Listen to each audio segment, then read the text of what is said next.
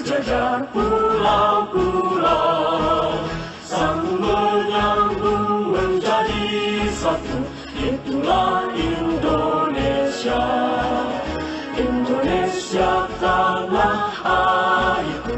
Aku berjanji padamu, menjunjung tanah airku, tanah airku Indonesia.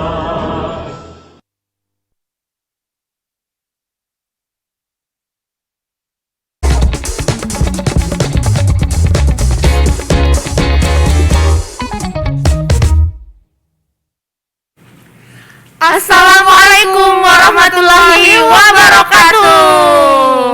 Halo insan Pelindo, semangat pagi luar biasa.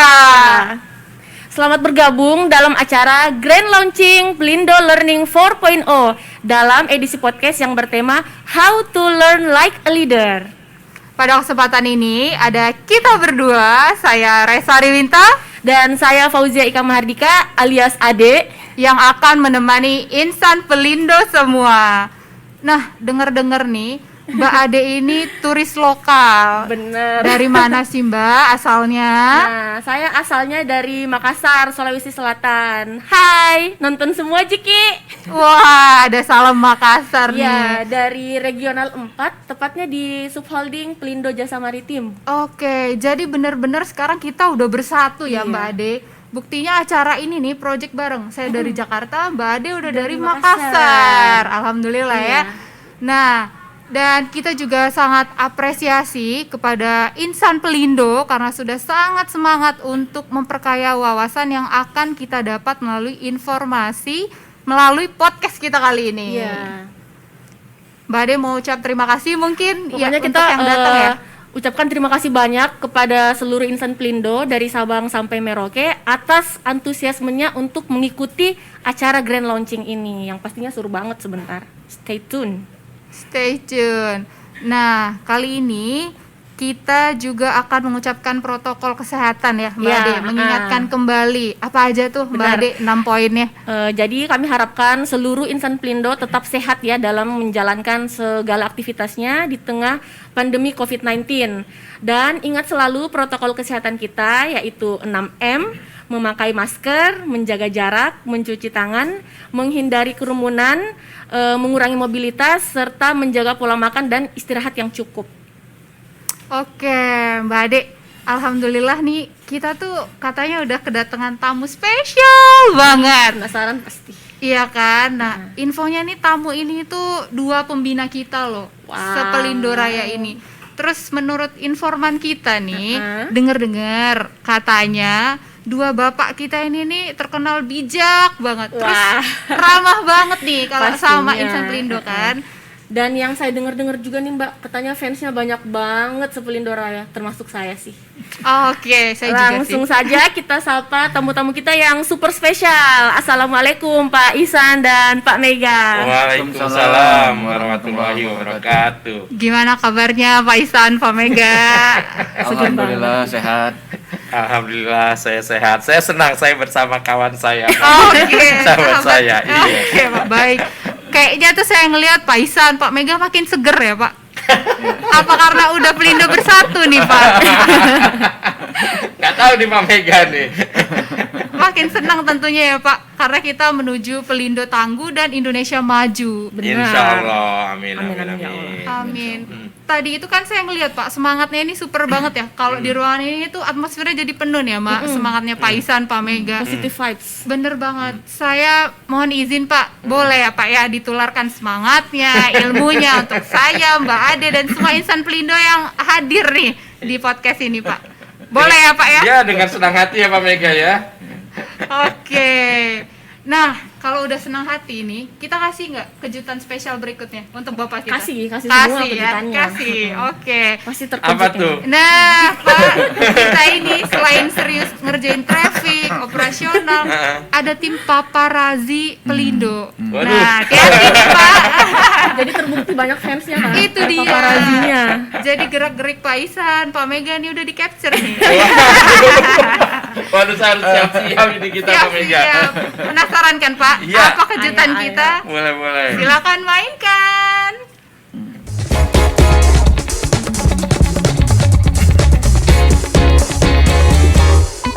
Jeng jeng jeng jeng. Nah, ini ada fotonya Pak Isan nih di Ini- sini. Waduh. Langsung ngakak. Nostalgia nggak Pak? Iya. Terus iya. saya mau tanya nih ke Pak Isan, di antara foto-foto ini nih Pak, yang mana sih yang paling berkesan menurut Bapak pada saat itu? Yang itu tuh yang saya pakai kacamata hitam tuh. Yang di pantai Pak. Yang di pantai. Kenapa tuh Pak? Boleh diceritain nggak? Kayaknya ini di Bondi Beach deh, di Oke. dekat Sydney. Oh, Wah. saya kira di Teluk Jakarta Selatan ya Pak. Jadi Ancol kan ya. Di Bondi ya. Saya waktu itu saya punya kebiasaan sebelum pandemik itu tiap tahun kami pasti ada perjalanan family traveling Oke. gitu. Kadang-kadang di dalam negeri, Lombok, Jogja, segala macam gitu. Kadang-kadang kalau ada kesempatan, ada rezeki, kami keluar. Nah, ini sedang saya driving nih. Saya di Australia sama di New Zealand. Jadi saya ngajak anak-anak driving. Nah, ini salah satunya kami lagi di Sydney. Kalau nggak salah, fotonya seperti itu. Oh, Pansan happy banget ada family time rupanya ya Pak. Iya, Bukan iya, family ngawasin time. pasang surut. Bukan. Bukan ya Pak. Bukan. Oke. Keren. Saya juga kepo Mbak De.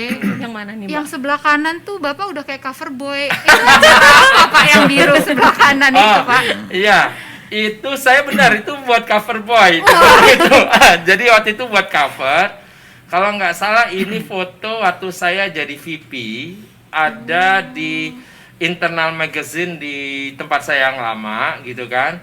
Saya diwawancara. Jadi ada wawancara tentang pekerjaan saya dan itu taruh di internal magazine. Nah, itu pas saya lagi di foto untuk di internal. Jadi yang foto ini sebenarnya sekretaris saya. Jadi Terus ada edit Photoshop nggak Pak kalau sekretaris? kayaknya begitu. Jadi glowing gitu ya Pak. Luar biasa. Udah artis sejak dulu. Harus dan Udah ada fansnya bakat. banyak ya. Iya, udah ada Nah, Pak Mega tenang aja Pak, jangan sedih-sedih. Kita juga ada kejutan nih Pak. Oke, kita lihat yang Pak Mega. Jeng jeng jeng. Nggak kalah keren kan Ini Pak? keren sekali ini. Nah, waktu Pak Mega di sini juga Pak, saya mau nanya sama kayak yang Pak Isan, yang mana sih yang paling berkesan menurut Bapak di kondisi yang di foto ini? Yang sebelah paling kanan, Ya, angka 3. angka 3. Ya. Itu Bapak salam K3 atau dari partai mana? Atau istrinya ada berapa gitu? Kenapa nih Foto Pak? apa tuh, Pak? Iya, boleh diceritain nggak Pak? Jadi ini saya lupa ini fotonya di mana, tapi saya pikir ini di sekolah SMA saya mungkin ini. Mungkin ya. Saya Anu, lupa ini ini. Pak. Lagi reuni ya, Pak. Saya lupa. Tapi itu SMA 3 berarti itu Pak. iya. 3 itu Angkatan. saya angkatan ketiga di SMA Taruna Nusantara di Magelang. Bapak dari Taruna. Lagi reunian ceritanya. Kalau pakai 3 itu mesti sama guru atau sama kawan-kawan itu Oh sebenarnya. gitu. Sudah gaya khas. Iya, jadi bukan partai, udah terjawab. Iya, Tenang iya. ya. Sejauh kekepuan kita. Angkatan ketiga ya, Pak ya. Iya. Oke. Iya, Benar. iya. Nah, kalau kita lihat kan kemeja, batik, fotonya yang di ujung pakai jas sendiri itu acara apa, Pak? Nah, Itu nih. ini sepertinya sama direksi dan komisaris Citylink. Oh, oke. Saya pikir Iya. Bapak jadi pilot di sini, Oh. Pak. Soalnya udah mirip gitu. Jadi udara sekarang laut nih ya. Iya. Bukan pilot ya, Pak Mega. Oke, nanti kita saksikan lagi Pak spesial Siap, kejutan siap. dari saya dan Mbak Ade. Pokoknya luar biasa keren-keren ya foto-foto nostalgia bapak-bapak sekalian. Iya, ini. iya. Pasti teman-teman Insan Pelindo pada seneng juga liatnya. Tapi sekarang tetap keren sih. Ya. Nggak kalah keren dari yang dulu. Amin. Amin. Nah, kita juga ngobrol-ngobrol nih Pak setelah lihat foto-foto tadi. Kan nostalgia tuh, saya lihatnya tuh metamorfosis. Ada perkembangan di situ Pak Isan, Pak Mega di foto jadulnya sampai sekarang apalagi ya Pak. Nah, boleh dong Pak diceritain ke kita Bapak kalau mengaca pada atau bercermin pada nostalgia tersebut, bagaimana semangat belajar atau learning dapat membuat Bapak menjadi pemimpin yang lebih baik dari hari ke hari gitu Pak? Mungkin mulai dari nggak ada staff sampai saya Mbak Ade Insan Pelindo jadi staff Bapak semua sekarang. Boleh dong Pak diceritain Pak. Biar semua Insan Pelindo denger nih. Gimana Pak Mega? Monggo Pak Mega. Boleh Pak Mega terus nanti Saya- Pak Isan. Boleh buka ya ini ya. Boleh.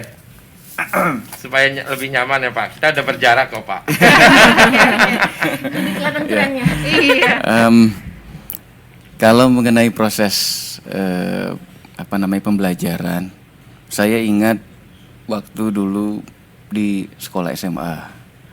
Karena saya yakin kita sangat dipengaruhi oleh lingkungan dan pengalaman kita. Dan saya yakin kita semua punya pengalaman masing-masing yang membuat diri kita sampai saat ini.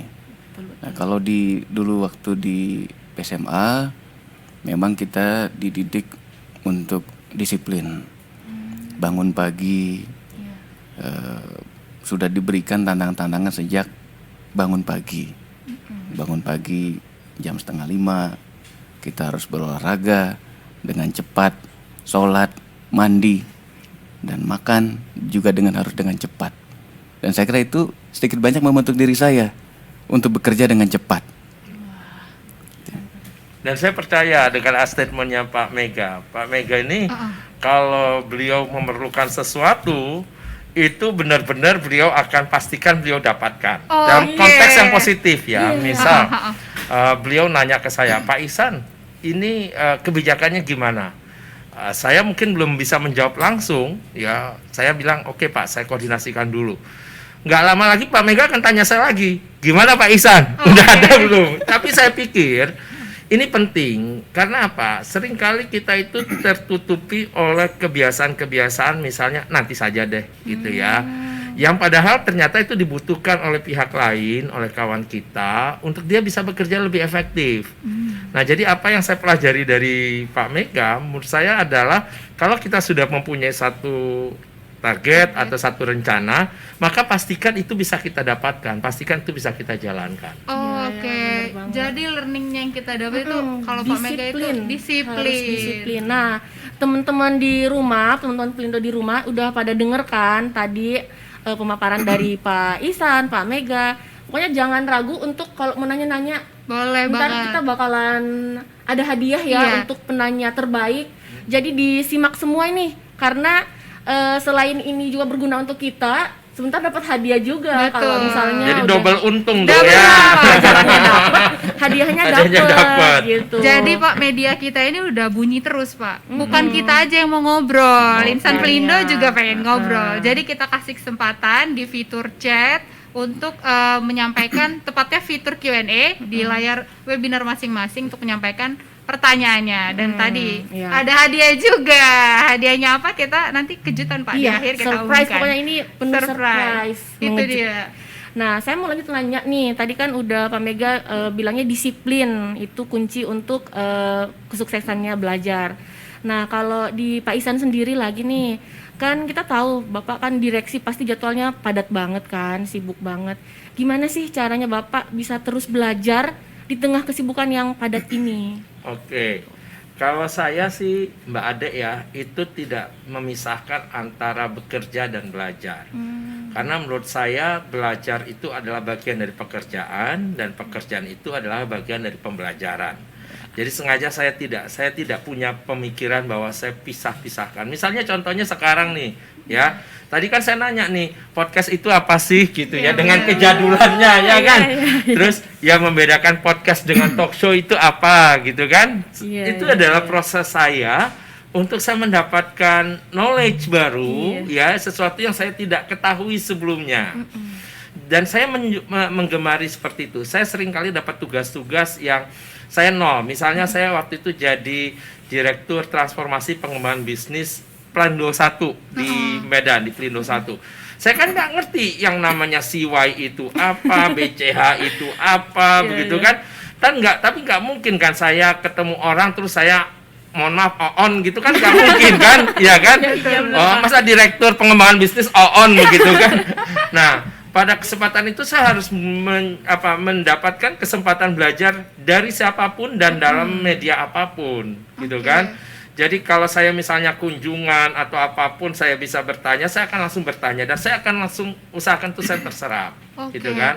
Nah, proses-proses seperti itu kalau menurut saya kalau dibiasakan sama kita, insya Allah akan menjadi proses belajar yang menyenangkan dan tidak perlu effort yang besar-besar, yang keras-keras. Jadi tidak harus belajar itu hanya baca buku baru belajar. Belajar itu bisa dengan macam-macam, dengan tanya sopir, tanya apa ini, selama kita tahu bahwa saya ingin tahu sesuatu, saya ingin memahami sesuatu. Nah, ingin tahu dan ingin memahami itulah menurut saya kunci kita mulai belajar. Oke. Jadi Mbak Ade, kalau menurut Pak Ihsan itu belajar itu fleksibel, Iya. anytime dan dari siapapun. Itu Tiap saat kita kita belajar, apapun Betul yang banget. kita temui belajar aja ya. Betul. Jadi kita nggak usah effort untuk jam segini ujungnya nggak jadi. Wacana ya Pak. Menyenangkan jadinya ya kalau kita Betul. gemari. Iya, Ya. iya. Jadi langsung aja. Nah, kita mau kepo lagi ya Mbak Ade. Boleh, Kali boleh. ini kita kasih kesempatan ngobrol dua-duanya nih. Pak Boleh. Ihsan sama Pak Mega. Dari Pak Mega dulu deh Pak. Kan sampai sekarang Bapak pasti jadi active learner ya Pak, belajar terus. Cuman kita mau kepo, kalau sekarang Bapak tuh punya topik yang dipelajari nggak sih Pak, up to date sekarang tentang apa? Monggo Pak. Ada dua hal ini yang saya juga ingin banyak belajar. Yang pertama mengenai kepelabuhanan sendiri. Oke. Terus terang ini juga baru buat saya. Dan saya seperti yang tadi Pak Ihsan sampaikan, saya tidak ingin mengerjakan sesuatu yang saya nggak tahu. Jadi saya harus tahu dan saya harus mencari tahu. Insya Allah bakal Nah, tahu nanti. untuk belajar itu, kalau saya yang paling gampang itu mendengar, melihat, mengamati, Melakukan. meniru. Oh, meniru. Oke. Itu yang kalau menurut saya kalau baik, gampangnya gitu. Jadi kalau misalnya mau menulis sesuatu, kita nggak tahu, tinggal cari Google, lihat, tiru yang bagus, nah, kita lakukan. Nah, begitu juga misalnya Pak Ihsan berbicara, ada yang positif, tentu saya Serap ya. saya ingat, saya coba lakukan yang bagus-bagus. Nah, itu yang pertama mengenai pelabuhanan. Di sisi yang lain, saya juga ingin belajar bahasa Jepang. Ini untuk mengisi waktu Nihongo saya. ya, Pak? Ternyata. Saya juga ada download Lingbi, ada aplikasi namanya Lingbi. Oh iya, iya. Jadi kalau saya ingin bicara bahasa Jepang, nggak punya teman, saya kontak buka Lingbi, nanti saya kontak counterpart yang bisa bicara bahasa Jepang ngajarin saya. Oke. Kenapa spesifik Jepang nih Pak? Ada apakah dengan Jepang Pak? Bapak penggemar Naruto atau anime? Atau partner bisnis Mitsui mau ditambah lagi yang lainnya gitu Pak? Tapi memang saya seperti yang tadi Pak Ihsan sampaikan, beberapa kali kita dengan keluarga memang suka Traveling. traveling. Ah, ya. Oh, Nah, kebetulan dulu dengan keluarga juga ada beberapa kali ke Jepang. Saya terpancing untuk bisa belajar bahasa Jepang walaupun sangat-sangat minimal gitu. Tapi paling enggak untuk sekedar berbicara, membuka pembicaraan, paling enggak sedikit-sedikit ada. Udah bisa. Ini Hebat unik nih Mbak Ade. Jadi kalau kita mau traveling ke satu tempat, pelajari bahasa. Jadi kalau udah 36 tempat, 36 bahasa ya. Udah ada hasilnya berarti sekarang Pak, bahasa Jepangnya.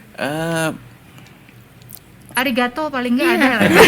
Atau mau nyapa Gini. teman-teman di rumah Iya. pakai bahasa Jepang.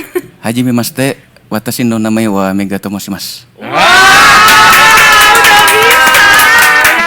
Iya, udah mirip orang Jepang juga. Iya. Hebat. Ini jangan-jangan nanti disiarkan juga Pak. Oh iya. Di pelabuhan Jepang. Kerja sama nih. Luar Luar biasa. biasa Mega Pak nih. Mega. Tambahan soft skillnya ya. Tambahan lagi. Nah kalau Pak Ihsan nih sekarang, apa Pak topik yang lagi digemari Pak? Saya sekarang lagi belajar berenang. Oh berenang. Saya bisa berenang, tapi menurut saya cara berenangnya cara berenang di kali gitu ya. Jadi Gaya bebas jadi ya Pak? gayanya nggak cukup rapih lah gitu kan. Jadi sekarang saya seminggu 2 kali saya belajar berenang. Saya panggil PT, saya panggil PT untuk ngajarin saya berenang gitu kan. Untuk supaya menurut saya gaya berenang yang benar-benar seharusnya gitu loh. Bukan gaya di kali gitu kan. Bukan gaya batu ya Bukan Pak? gaya batu. Saya setiap tahun tuh punya sesuatu yang ingin saya targetkan. Oh, Jadi oke. saya pernah belajar pijat pernah. Oh. Ya, jadi saya bisa pijat bayi itu saya bisa pijat. Luar biasa. Gitu ya. Bisa pijat saya juga. Langsung praktek. Iya, saya bisa pijat dan menurut anak-anak saya sih, pasiennya anak-anak saya gitu ya. Pijatan saya cukup nyaman lah, Cukup cukup nyaman. enak. Itu saya pernah pelajari pijat. Terus saya juga pernah belajar bahasa Mandarin. Oh. Jadi ada tiap tahun tuh saya ingin. Nah, sekarang tahun ini saya ingin benar-benar menguasai berenang dengan baik. Oh. Jadi saya punya target, saya ingin bisa berenang dengan baik gitu ya. Pengertian berenang dengan baik itu misalnya target jarak, terus gaya itu saya ada. Supaya apa? Supaya ada challenge ya Pak Mega ya. Jadi itu yang kita perlu Lebih lakukan. untuk jaga kesehatan atau mau ikut kompetisi renang? Ya enggak, kalau kompetisi udah jelas enggak lah ya. Paling enggak Maraton. ya untuk sesuatu yang saya nikmati. Ah, oke. Terus yang kedua, saya lagi mau belajar jadi coach ya. Coach apa nih, Pak? Coach. Karena saya lihat gini, pendekatan coach saya jadul nih, jujur aja gitu ya. Sekarang coach itu sudah ada brand diagnostik, ada macam-macam teknologi AI dipakai dalam proses coaching kayak gitu. Yang saya pikir saya agak lag behind karena saya lihat teman-teman termasuk di Pelindo sendiri sudah sebagian orang tuh sudah mulai belajar jadi coach. Jadi sekarang saya lagi lihat-lihat nih gimana caranya belajar jadi coach dengan teknologi yang ada sekarang. Oh, Jadi teknologi kita kan sekarang kan sudah cukup advance ya, neurolinguistik segala macam, neuroscience itu kan sudah cukup advance. Dan kelihatannya kalau kita bisa jadi coach yang memahami mindset seseorang, maka besar kemungkinan lebih efektif. oke. Jadi dua itu yang sedang saya pelajari. Kalau berenang sudah sudah proses, mudah-mudahan akhir tahun ini saya selesai. Lulus. Kalau coach saya baru mau mulai. Develop. Jadi kayaknya tuh selalu ada soft skill dan hard skill Iya. ya. Jadi seimbang Dan kayaknya ya yang Mbak paling Ade. penting mereka ini memang benar-benar senang atau Menjalaninya. Jadi Oke. belajarnya nggak tertekan gitu, Itu Mbak dia. Reza. Jadi pulang ini kita langsung buat ya Mbak. Iya. Mau belajar apa ya? Apa ya, kira-kira? Bener. Langsung define ya. Tapi jangan list rebahan Betul. pokoknya. Jangan wacana. Iya, Oke. iya, iya.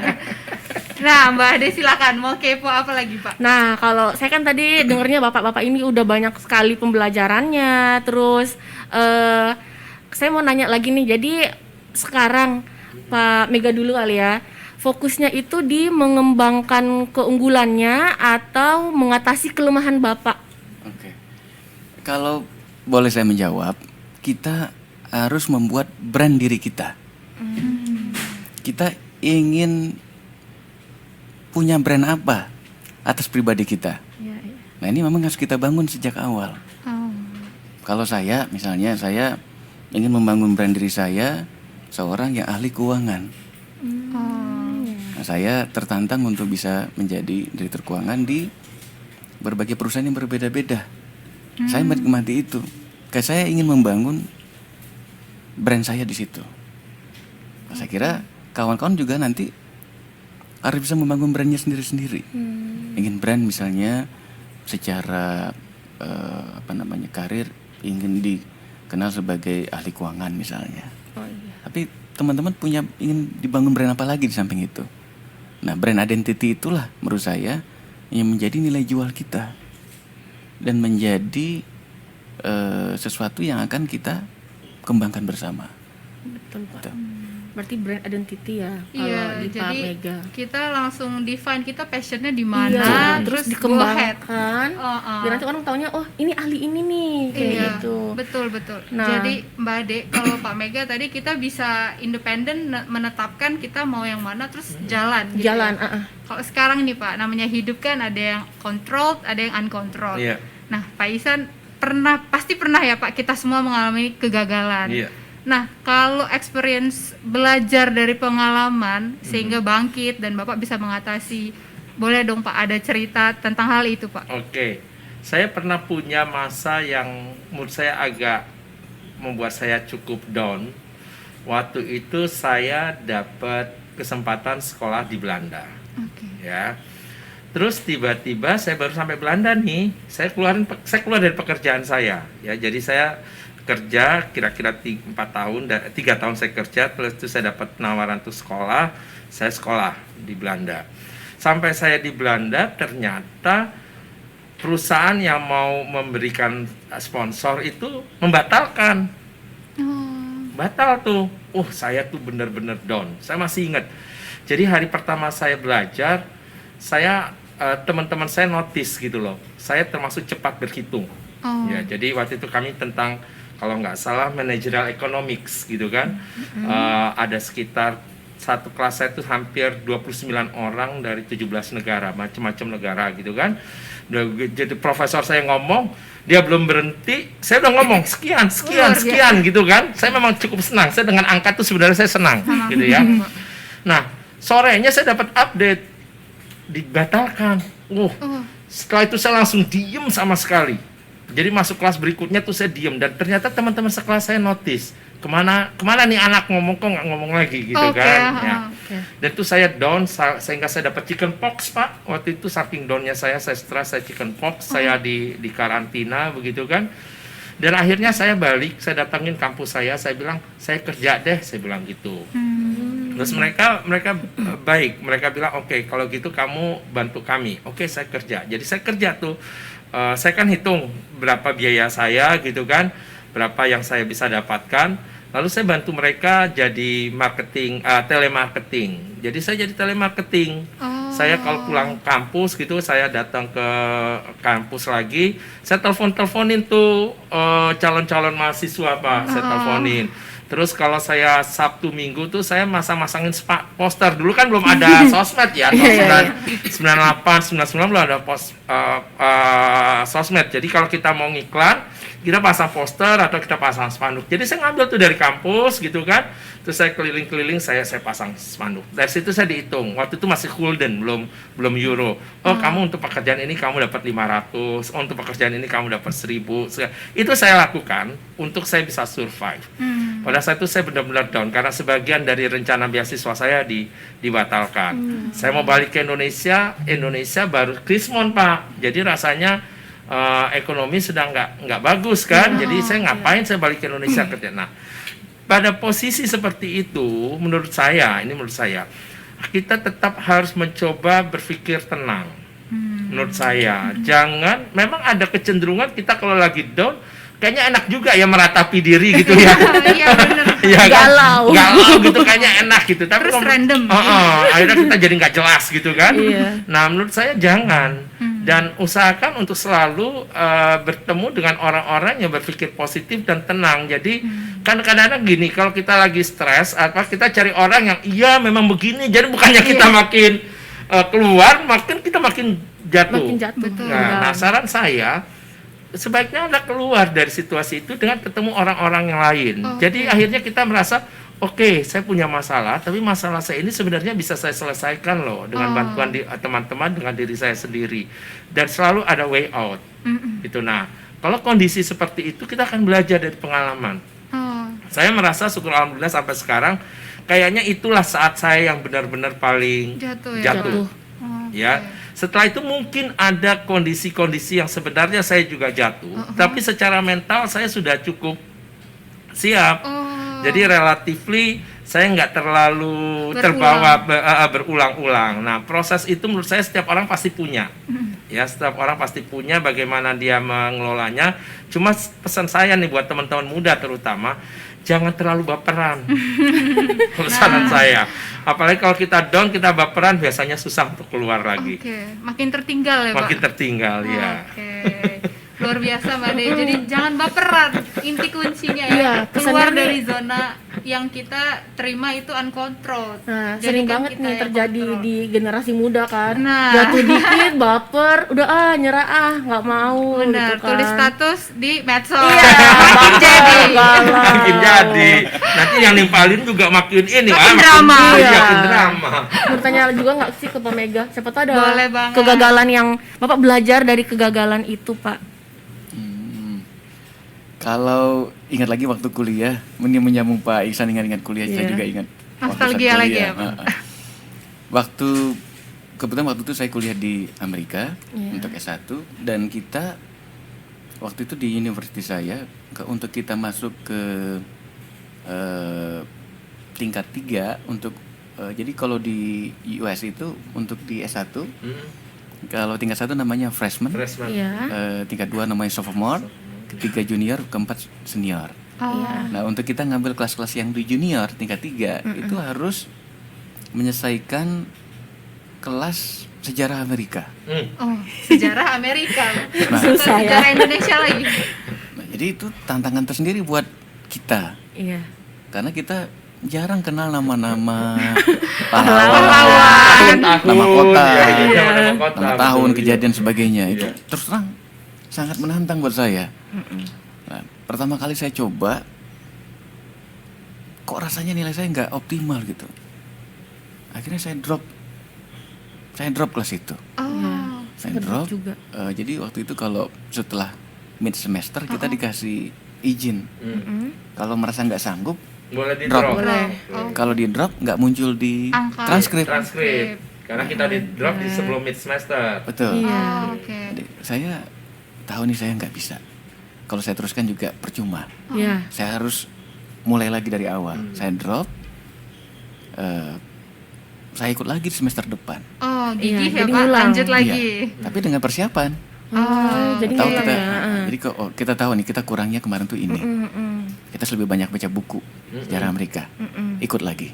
Alhamdulillah lulus. Alhamdulillah. Itu ngambil sejarah Amerika untuk semua major atau hanya major-major tertentu, Pak? Eh, saya kira kalau di universitas saya kayaknya semua yang mau masuk kelas junior harus Mata kuliah lulus umum. mata Iya, kuliah mata sejarah kuliah. Amerika. Iya.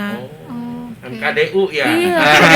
Kuliah dasar umum ya. Benar Pak. Jadi wajib gitu. Itu wajib. Nah Oke. kita kalau waktu itu ada 3 pilihan. Jadi Iya. sejarah Amerika itu dibagi 3. Sejarah setelah Perang Dunia Kedua sampai modern masa sekarang, yang atau ngambil yang sejarah Perang Dunia 1 sampai sebelum masuk Perang Dunia Kedua, atau sebelum Perang Dunia Pertama, di mana ada perang Konfederasi, segala perang macam. konfederasi ataupun perang-perang yang terjadi di benua Amerika sendiri gitu.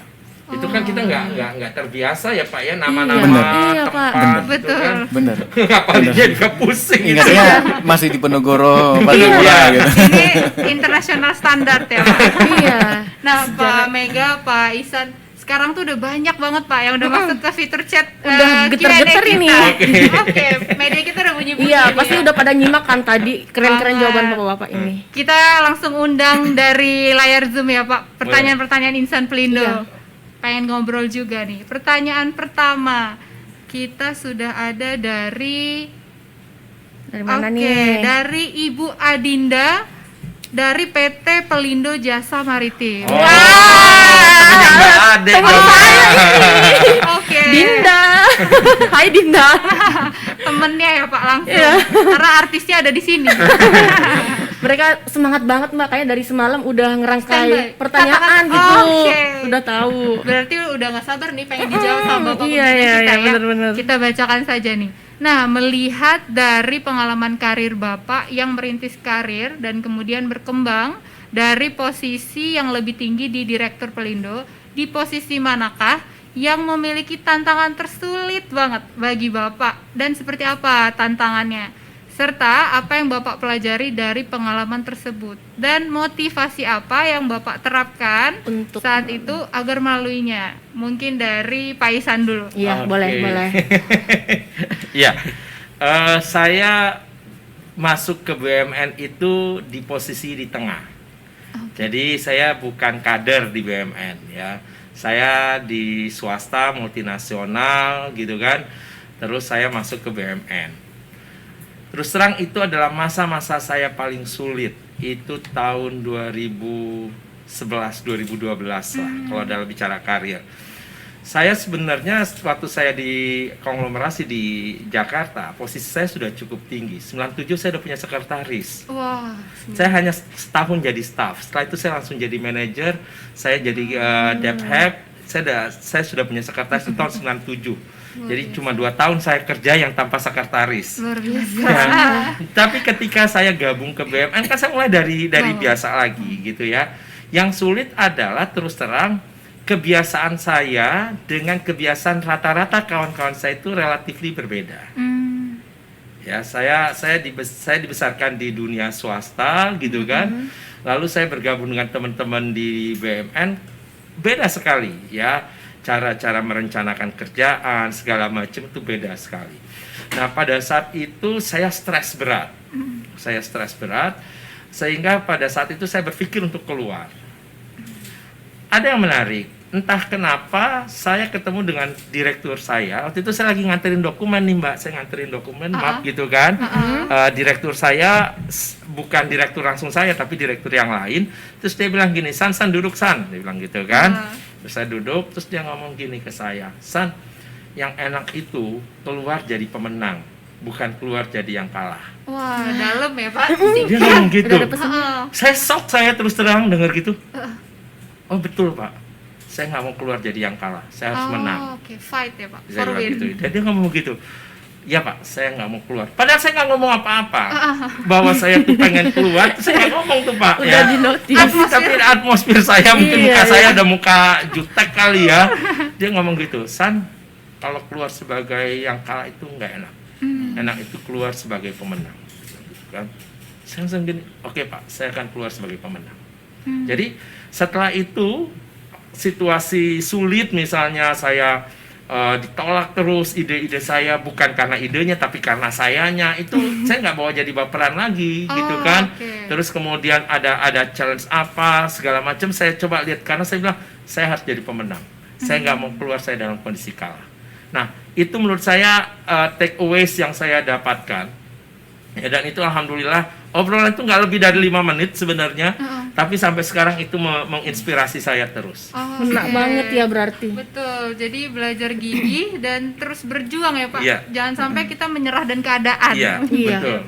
betul. Seperti itu. Jadi Luar kalau tadi biasa. tanya Mbak Dinda, rasanya seperti itu posisi saya. Wah, Mbak Dinda udah nge-notes banget nih, dapat. Dengar tuh Dinda jangan marah-marah. Lagi. Curhatnya ada. Jadi jangan baper Dinda pokoknya. Betul banget. Nah, ada pertanyaan kedua, silakan Mbak Ade. Ada siapa lagi yang nanya? Pertanyaan kedua ini dari Bapak Adi Bey dari Regional 2. Wah. Pertanyaannya, apakah Bapak bisa share perbedaan cara dan semangat belajar di perusahaan-perusahaan tempat Bapak bekerja dulu dan di Pelindo? Jadi kayak perbedaannya mungkin Pak. Apa yang bisa insan Pelindo pelajari dari perusahaan-perusahaan sebelumnya? Ke Pak Mega mungkin ini. Oke. Saya lihat kita patut bersyukur bahwa di Pelindo ini begitu banyak ruang yang diberikan kepada kita semua untuk belajar. Nah, saya kira ini sesuatu yang sangat luar biasa. Sampai ada podcast sekarang. Yang dulu nggak ada gitu. Betul, Pak. Diskusi saja e-learning dan sebagainya. Saya kira ini sesuatu yang luar biasa, yang rasanya mungkin kalau kita balik ke 5 tahun, 10 tahun yang lalu tempat kita bekerja tuh nggak ada. Nah, jadi sih memang penting juga untuk kita berdisiplin dan memacu diri kita untuk maju, untuk mau belajar dan sebagainya. Karena ruangnya udah besar, Iya. tinggal kemauan Sayang, kita. iya, betul. Dan saya percaya untuk jadi pemimpin itu kemauan itu harus muncul dulu. Betul. Kalau mau ada dampaknya, kalau mau ada implikasinya, Iya. kalau mau Ada konsekuensinya, ada Pak. konsekuensinya. Kalau mau menjadi pemimpin berarti ada konsekuensinya, mau belajar, Iya. mau mengorbankan dirinya, mengorbankan waktunya, mengorbankan waktu main-mainnya, mengorbankan waktu yang lain-lainnya. Iya. Saya kira itu. Iya. Jadi gitu ya Pak Adi di rumah. Yang penting ada kemauan aja, terus disiplin juga Pak ya. Betul. Kita udah punya fasilitas, kan sayang kalau nggak dipakai. Pokoknya harus ada kemauan dulu. Betul. Jadi pastikan kemauan dulu maunya Iya. apa, Iya. terus syukuri media yang sudah kita punya, Iya. terus optimasi, digunakan, diberdayakan ya. Luar Benar-benar. biasa.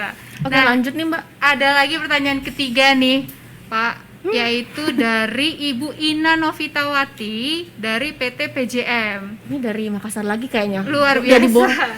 Karena artisnya ada di sini Iya. ya, magnetnya besar jadi. Apakah dalam learning ini bisa mengambil di luar unit kerja? misal saya bukan orang IT, saya ambil pelatihan IT aplikasi. Karena sekarang aplikasi sangat dibutuhkan baik dari penyusunan dan implementasi. Wah, bagus banget. Nah, pertanyaannya. ini mungkin tanya ke Pak Isan dulu nih. boleh. Oke. Gitu, Kak. Sangat bisa Mbak Ina ya, dan sebenarnya dengan learning wallet ini itu tidak dibatasi kita mau belajar apa. Dan kalau saran saya, kalau kita belajar dari seperti Pak Mega tadi ya, ingin belajar bahasa Jepang atau apapun, Iya. itu sangat bagus ya. Artinya jangan teman-teman membatasi yang kira-kira ini ada hubungan dengan pekerjaan saya hanya itu, jangan ya. Tetapi memang jangan kemudian karena kita asik belajar yang lain ya, yang menjadi tugas belajar kita nggak kita Iya, lakukan. iya. Harusnya kan kita balance ya. Iya. Jadi itu bisa saja. Dan kalau memang teman-teman misalkan merasa saya ingin belajar ini tapi tidak ada di bidang saya, kenapa kalau nggak ngobrol sama teman-teman di IT gitu kan? Kalau mau belajar kayak gini gimana sih? Nah, dengan learning wallet kan itu bisa didapatkan. Jadi Iya. mau belajar apakah itu bicara Microsoft atau kita bicara yang lain, aplikasi dan sebagainya. Cara bikin podcast juga bisa diajarin segala macam. Udemy setahu saya sih semua jenis pembelajaran bisa kita ambil gitu Udah ya. ada. Jadi ada. Jadi silakan ya. Bagi kami di SDM sekarang adalah membentuk yang nomor satu, membentuk learning culture. Budaya belajar gitu Pak Mega. Jadi budaya belajar itu harus dibangkitkan dulu. Setelah itu nanti setiap orang akan merasa bertanggung jawab dengan proses pembelajaran dirinya. Oh, Iya. Nah, tadi kan disampaikan oleh Pak Mega, kita bisa menggunakan berbagai media, berbagai metode untuk belajar. Jadi kita tidak dibatasi lagi, belajar itu harus hanya ikut training. Kalau nggak training, saya berarti nggak belajar. Nggak gitu Iya, kan. iya. Zaman sekarang kan banyak sekali peluang-peluang belajar. Jadi mulai dari yang kita inginkan dulu, yang kita sukai. oke. Kalau kita sudah punya kebiasaan belajar yang baik, insya Allah belajar-belajar yang lain itu jadi lebih mudah. Oke, jadi ekspresikan dirimu gitu ya Pak. Iya. Tapi dengan tentu jangan lupa tugas pokok utama. Iya, belajar Nanti- boleh di mana aja tapi harus ingat juga yang tugas utama. tanggung jawab utama. Nanti baru dewasa bisa mengatur sendiri gitu ya Pak. Iya.